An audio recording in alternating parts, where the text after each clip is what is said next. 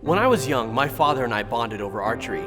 Dad taught me that I had to unstring the bow when I wasn't using it, allowing the wood to straighten and the cord to dangle loose if I didn't allow the bow to rest. Or in other words, if I left the cord tight and the wood bent, I'd ruin the bow.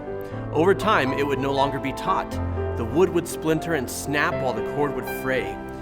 If you don't unstring the bow, he explained, it won't be any good to anybody.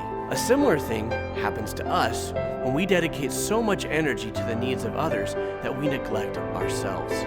Sound familiar?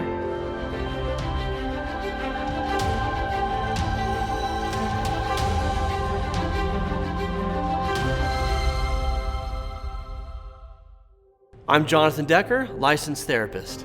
Burnout is a common result, as is a growing resentment towards the people to whom we give our time and energy. Like a bow that never gets unstrung, we begin to unravel and may snap. For our health, as well as our ability to serve others, we need to unstring, relax, and take care of ourselves. In an airplane emergency, passengers are supposed to place the oxygen mask on themselves first, even if their inclination is to begin with those around them. Obviously, this is because a person who faints from oxygen deprivation is unable to help anyone. Likewise, we must engage in self-care and make sure we're getting what we need, not because of selfishness, but because if we don't, we'll eventually lose the energy and drive to help other people. So how do we find that balance? People ask if I carry my clients' problems with me because I deal with so much heavy stuff in the therapy office. They ask me if it's hard to leave my work in the office space. My response is that it's generally easy to walk away from it all at the end of the day. I do care about my clients, deeply as a matter of fact. For that reason, I leave their problems at work so I can spend time with my family and recharge my batteries in order to return to the office refreshed, clear-headed, and ready to help. If I brought my work home with me, I'd wear myself out and I'd have nothing left to offer anybody. Part of taking care of yourself is knowing that it's okay to say no. If you have too much on your plate, there's no need to feel guilty for saying, I would if I could. If you've got time set aside for yourself or with a loved one, it's okay to make that a priority. Take some time for yourself every day, even if it's brief. Read, meditate, exercise, admire art, enjoy music, watch movies, connect with loved ones. Have a little fun no matter how swamped you are. Relax and unstring the bow so that when needed, you can be taut and focused instead of splintered and frayed. A huge part of this, honestly, is making time for exercise. I often have people in therapy and I recommend exercise, and they say, oh, my therapist thinks I'm fat. And it's not that at all. We all need it because exercise is one of the greatest antidepressants there is, and anti-anxiety treatments that you can have. I like to say that it's important to exercise for sanity, not for vanity. When you were younger, at least when I was younger, it was all about how I looked in a swimsuit, right? Wanting to impress the right people and feel good about how I looked. And it's important to feel good about how you look.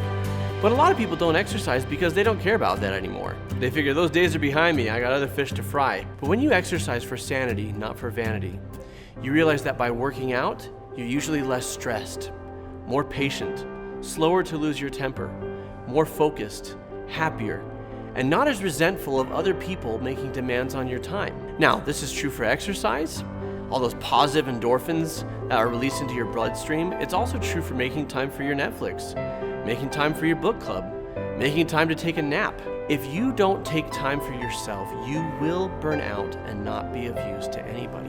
Now, why do we bring this up here at Mended Light? Mended Light's mission is to help people with trauma. There are few things more important to healing than taking time for yourself. Many trauma victims try to alleviate that pain by serving others and lifting those around them. And frankly, that's some pretty good medicine. But if it's not balanced by self-care, especially in the case of abuse victims, where you're so often told that you are worthless, where you're so often told that your needs don't matter, either told directly or it's implied through how you're treated, you may come to believe that yourself and work yourself to exhaustion. If you're going to heal from abuse, neglect, or any form of trauma, self-care is not optional. It is a necessity. Do you have any questions about how to find time for yourself or what types of activities you can engage in for self-care? Sound off below, let us know. We'll be happy to answer your questions, and so will the community chiming in. You know, a lot of people place value on serving others, being selfless. It's one of those traits that we admire and aspire to. But if taken to excess, it can actually be a negative. You need to make time for you. Let's talk about why. Now, if you like what we're doing here, subscribe by hitting the button and clicking the bell down below, and please pass this on to your friends. We're all struggling. Here at Mended Light, our mission is to help you with the hardest things that you've ever gone through. We're here to help you let your light shine forth to the world, to be the best, happiest version of yourself. And if you would like our 3 keys to heal from trauma, click the link down below to claim it. I promise you, you have worth. I promise you, you are meant to shine.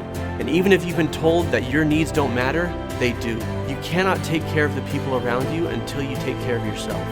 Make time for it, take it without guilt, without shame. I'm Jonathan Decker. I'll see you next time.